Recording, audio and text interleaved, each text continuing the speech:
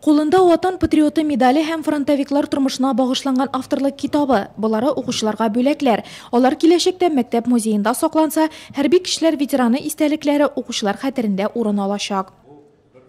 Яшьләр өчен көрәш бара. Аларны төрле якка тартырга җыеналар. Төрле юлдан җибәргә җыеналар. Алар булмасын өчен менә безнең алар белән очрашуларыбыз нәтиҗәле булырга тиеш һәм бу эшне патриотик эшне дәвам итәргә кирәк.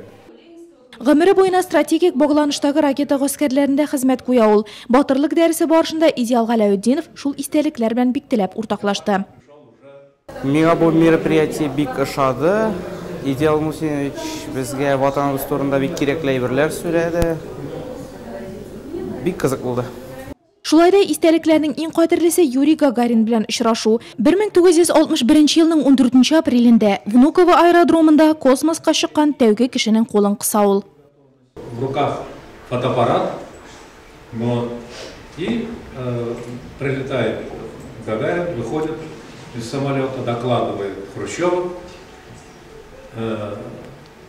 Там небольшой митинг, потом они с Хрущевым обошли. Вышли, сначала Хрущев представлял иностранных делегатов, представителей. Дошла очередь до меня. Гагарин увидел, что я в форме стою.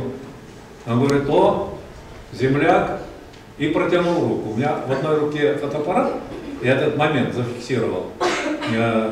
Значит, пожал я ему руку, он мне пожал руку. И потом сели, и все приехали на Красную площадь.